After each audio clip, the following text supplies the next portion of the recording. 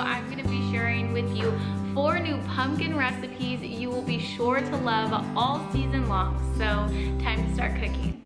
Starting off, we will be making pumpkin baked oatmeal. This recipe is great to meal prep. Pop it in the microwave to reheat on those cold mornings. To begin, I add 3 cups of old-fashioned rolled oats to a mixing bowl. I had 2 little helpers with me making this recipe today.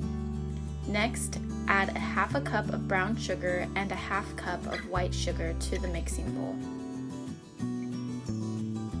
Oh, and don't forget a little finger tasting of sugar for good measure. I then add the rest of my dry ingredients: 2 teaspoons of baking powder, 1 teaspoon of salt, and 1 tablespoon of pumpkin spice mix.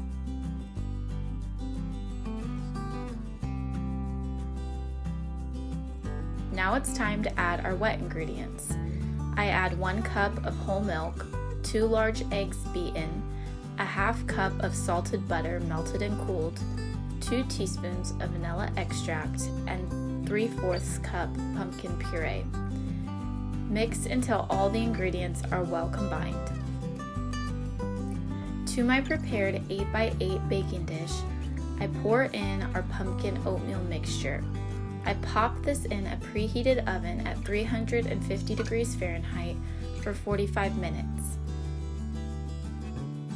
And this oatmeal had my house smelling like a beautiful fall candle and tasted as sweet as dessert. My girls kept asking for more.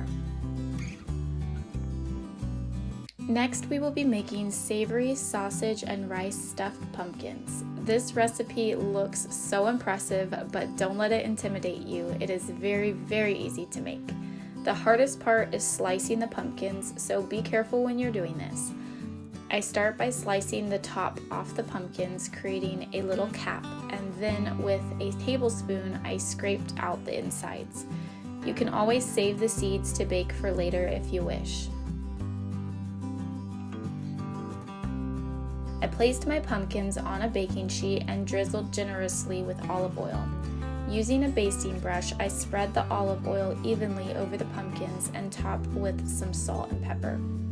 I popped these in my preheated oven at 400 degrees Fahrenheit for 25 to 30 minutes or until the flesh is tender and can be pierced easily with a fork. While my pumpkins are cooking, I start on the filling. I begin using 2 boxes of long grain wild rice, cooking according to the packaged directions. Next, to a preheated skillet, I add 2 tablespoons of olive oil, 2 cloves of garlic minced, a half of a white onion diced, and stir until fragrant. I then add some chopped celery and broccoli and let that soften for about 4 to 5 minutes. Once my vegetables have softened to my liking, I set them in a bowl to the side. In the same pan I used to cook my veggies, I add a little bit more olive oil and my turkey sausage, letting that cook all the way through, stirring every couple minutes. My timer is going off and my pumpkins are done baking, so I set them to the side to cool. I return back to the stove where my rice has finished cooking also. And now it's time to put it all together. I mix my rice, sausage, and vegetables together and begin filling my pumpkins.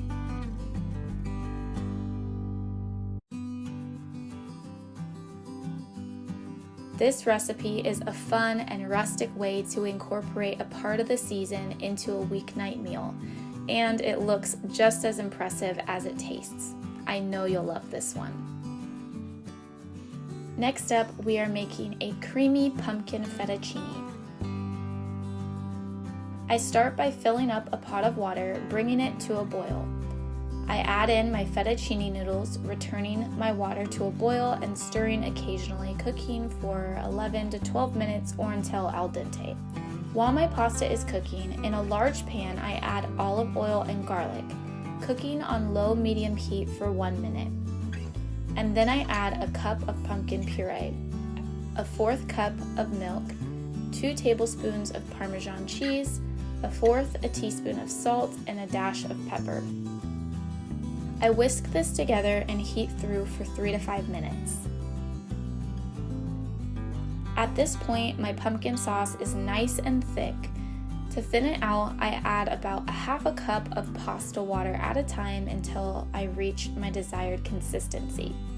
I added about a total of 3/4 cup to a cup of pasta water for my sauce.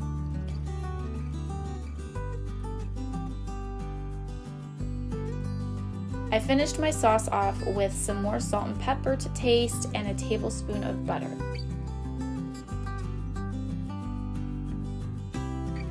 Now it's time to drain my pasta.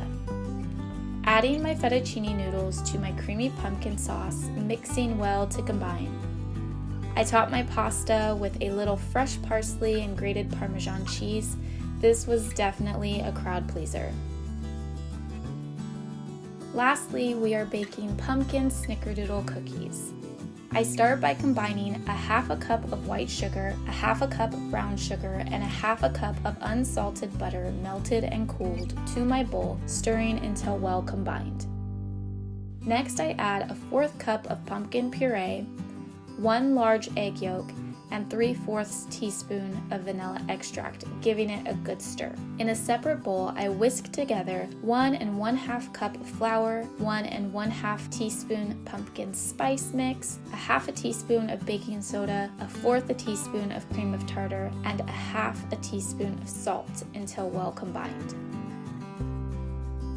I gradually add my dry ingredients to my wet until all the ingredients are well combined. I cover my cookie dough with clear plastic wrap and place it in the refrigerator to chill for at least 45 minutes. Once my dough is nearly finished chilling, I preheat my oven to 350 degrees Fahrenheit, and I prepare a cookie sheet by lining it with parchment paper. Next, I prepare my cinnamon sugar mixture by whisking together a 1/4 cup of sugar and 2 teaspoons of ground cinnamon in a small bowl. I remove my dough from the refrigerator and scoop into 1 1/2 tablespoon sized balls. Roll them briefly between your palms until smooth, and then roll through the cinnamon sugar and transfer to a prepared cookie sheet, spacing at least 2 inches apart. I then pop my cookies into the oven for about 10 to 12 minutes. Once finished, I allow my cookies to cool before enjoying. And there you have it, yummy pumpkin Snickerdoodle cookies. Thank you so much for cooking with me today. If you try any of my recipes, please be sure to leave me a comment below how you liked it. And don't forget to like and subscribe to my channel for more. I'll see you in the next one.